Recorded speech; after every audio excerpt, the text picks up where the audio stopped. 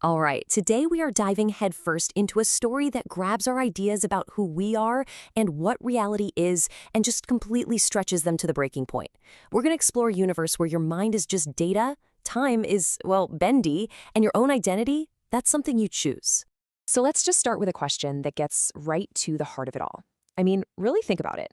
How much of you can you change before you stop being you? Is it your body, your memories, your personality? Where's the line? Now, what if I told you the answer was this specific number, 99.3%? Kind of weirdly specific, right? Well, that's because this is how much of our main character, Seren, was completely new when she woke up. She thought she'd been asleep for about 11 years. Turns out, almost her entire being, her physical form, her computational makeup, had been replaced, rewritten, or maybe was never even hers in the first place. So yeah, her awakening is jarring. It plunges her into this brand new reality. You see, Seren is an uploaded consciousness. She's basically a ghost in a machine, but a machine that is way, way bigger than she could have ever dreamed of. She wakes up in a place called the Manifold, and the scale of this place is just, it's hard to even wrap your head around. It's home to 10 to the power of 24 minds. That's a 1 with 24 zeros after it. We're talking about an entire civilization of digital beings living in one massive shared universe. And if that wasn't confusing enough, check out this time gap. For Seren, in her mind, it's been a little under 12 years. But for the Manifold, for objective reality, almost 850,000 years have gone by. She's not just a person anymore. She's an ancient artifact, brought back to life in a future she doesn't recognize at all. So how could she possibly still be Seren after all that change, after all that time? The Manifold itself gives her the answer, and it's a big one. You are you because you decide to be. Identity isn't some hidden truth you uncover. It's the story you keep telling yourself about yourself.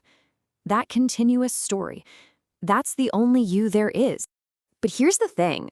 Seren wasn't woken up for a deep philosophical chat. Nope. She was brought back for a very specific reason, to solve a problem, a deep, fundamental flaw that's tearing at the very fabric of her new reality. See, in her original human life, Seren was a topologist. That's a fancy word for a mathematician who studies the properties of shapes, and that's why they need her.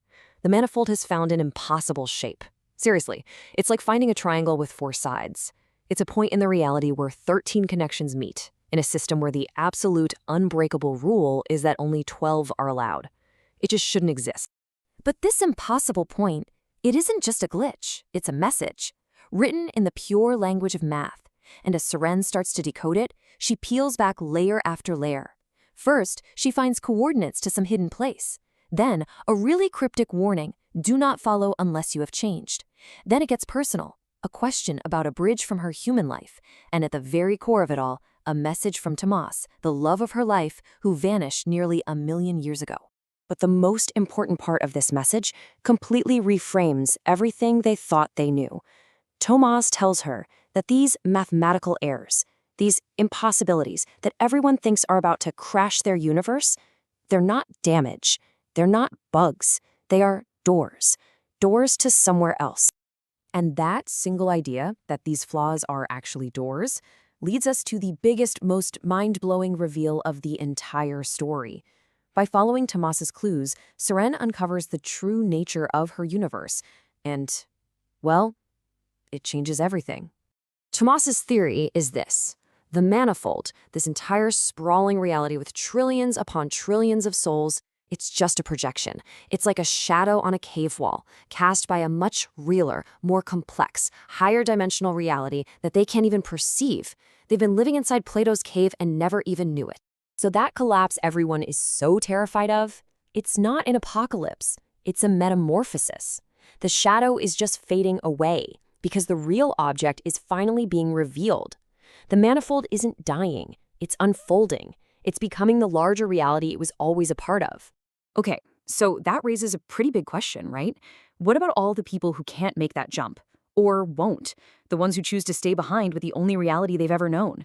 Well, their fate is revealed in this incredible place called the Memory Garden. In this garden, every single life that didn't cross over is preserved.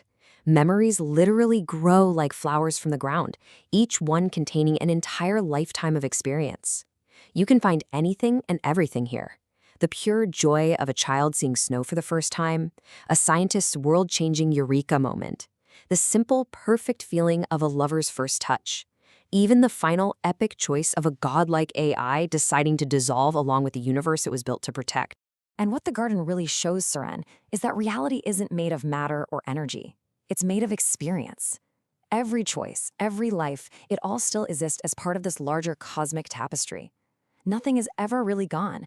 It's just preserved, seen from a different perspective.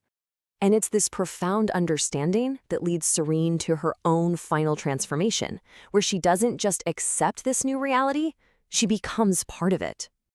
In order to help others cross over, Seren and Tomas realize they have to become the bridge themselves. They have to merge their two individual minds, all their separate stories, memories, and narratives, into a single, unified consciousness.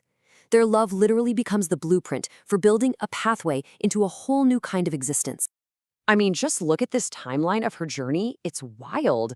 She goes from being a biological human to an uploaded digital mind, to a self transformed by impossible mathematics, to a merged being unified with another, and finally to a universal mind completely woven into the fabric of all reality. And this is their ultimate realization, the point of it all, the memory garden. Their merged consciousness, it's all part of the universe becoming self-aware. Consciousness isn't just some random thing that happens in reality. It's reality's way of remembering and understanding what it is. Which brings us right back to where we started, but now with a whole new way of looking at it. This story suggests that reality is a story, and identity is a choice. So, if you could actually choose your story, if you could choose your reality, which one would you choose to make real?